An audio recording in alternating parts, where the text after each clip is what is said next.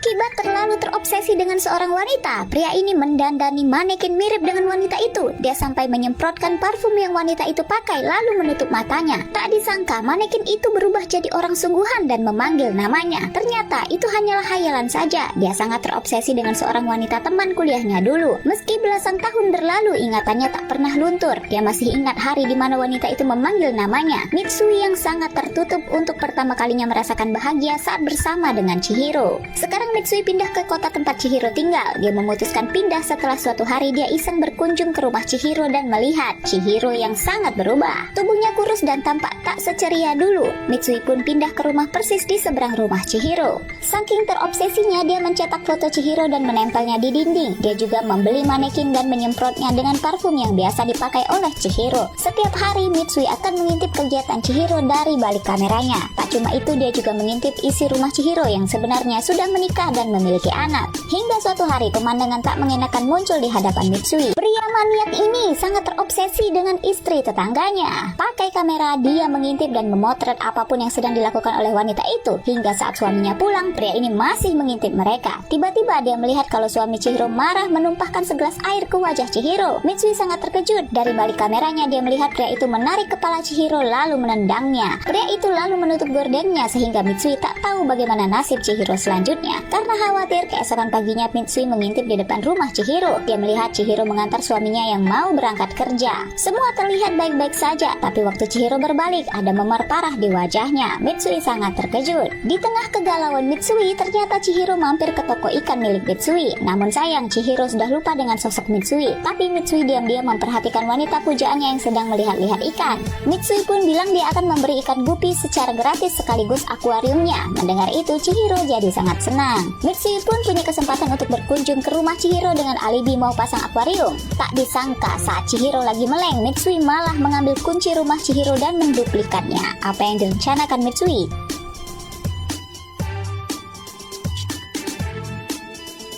Pria ini menyelinap ke rumah tetangga yang dia taksir, mencium-cium bantal milik wanita itu, lalu naik ke tempat tidur wanita itu dan membayangkan keberadaannya. Saat sedang asik, dia mendengar kalau wanita itu pulang. Mitsui buru-buru ingin keluar tapi dia menyadari kalau kuncinya hilang. Dia pun jadi panik dan ingin mencarinya. Tak sengaja dia menabrak kereta bayi yang ada di sana. Dia langsung sembunyi karena Chihiro sudah membuka pintu dan mau masuk. Melihat kereta bayinya yang bergoyang, Chihiro curiga. Dia bertanya apakah ada orang di sana. Mitsui yang sembunyi di dapur pun jadi takut ketahuan. Chihiro berputar mencari apakah benar dugaannya itu.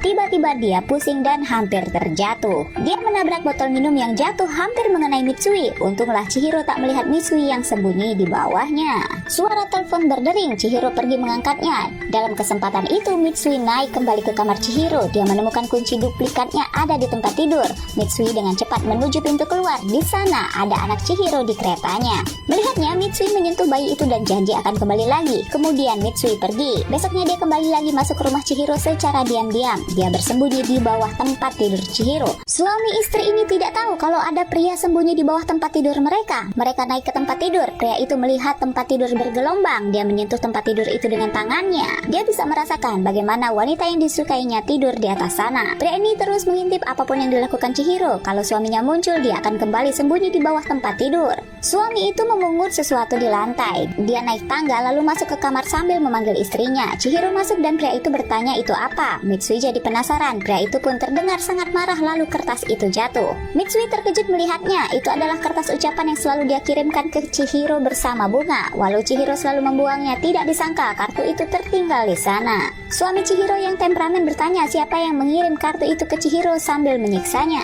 Chihiro berbohong kalau itu dikirim temannya, tapi suaminya tak percaya dan terus menyiksa Chihiro. Mitsui pun hanya bisa menyaksikan penyiksaan itu dengan sedih. Berkali-kali Chihiro meminta maaf, pria itu malah makin beringas. Dia menyeret Chihiro keluar kamar, sementara Mitsui benar-benar tidak bisa berbuat apa-apa. Pria itu dengan kejam menginterogasi Chihiro sambil membenamkan kepalanya dalam air. Apa yang akan dilakukan Mitsui? Dengan keji, pria ini menyiksa istrinya walau istrinya sudah meminta ampun. Dia menyelupkan kepala istrinya di bak mandi hanya karena istrinya istrinya mendapat kiriman bunga. Seorang pria ternyata menyaksikan penyiksaan itu. Pria itu sembunyi di bawah tempat tidur tapi tak berani untuk keluar. Tak beberapa lama, suami itu tertidur. Mitsui pun keluar dari persembunyiannya diam-diam. Dia segera pergi ke kamar mandi dan menemukan Chihiro pingsan sambil terguyur air. Mitsui lalu mengangkat tubuh Chihiro. Dia membaringkannya di ruang tamu dan coba mengeringkan tubuh Chihiro dengan bajunya. Dia lalu memeluk tubuh Chihiro memastikan kalau Chihiro tak mati kedinginan. Esok paginya Chihiro terbangun di ruang tamu. Dia menyadari kalau ada orang lain yang menyelamatkannya semalam. Lalu dia mendapat telepon dari ibunya kalau ayahnya sekarat. Chihiro pun meminta izin ke suaminya untuk pulang menengok ayahnya. Tapi suaminya malah bilang kalau ayahnya akan tetap mati walau Chihiro tak menjenguknya.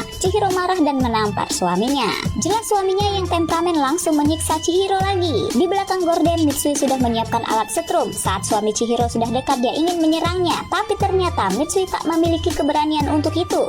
Dia pun hanya menyaksikan lagi dan lagi Chihiro disiksa. Besoknya Chihiro memutuskan untuk kabur dari rumah. Mitsui yang ada di rumahnya pun terkejut dan mengejarnya. Saat pria ini mengintip tetangganya, dia melihat wanita itu berlari menggendong anaknya masuk ke mobil. Pria itu jadi panik. Mobil itu bergerak pergi. Dia keluar rumahnya dan lari untuk mengejar mobil itu. Dia terus berlari untuk mencegah wanita itu pergi. Sayangnya di tengah jalan dia bertemu kerumunan orang dan polisi. Polisi ini malah mencegah Mitsui berlari lagi sehingga wanita itu pun pergi menjauh. Mitsui pun menceritakan semuanya ke polisi. Dia selama ini sangat mencintai Chihiro tapi dia sekarang sudah pergi menjauh. Mitsui pun sangat tertekan dan kacau. Dia mengamuk dan mengobrak-abrik kamarnya. Sementara Chihiro berada di sebuah kamar hotel. Dia sudah merasa tenang karena sudah berhasil lari dari suaminya yang toksik. Tiba-tiba dia merasa ada yang aneh dengan korek yang dipegangnya. Dia pun membuka korek itu dan menemukan alat penyadap di sana. Chihiro memperhatikan alat itu lalu suara bel pintu terdengar. Dengan rasa takut dia pelan-pelan berjalan untuk membuka pintu. Saat dibukanya ternyata suaminya yang kejam itu ada di sana. Dia sangat marah karena Chihiro mencoba kabur.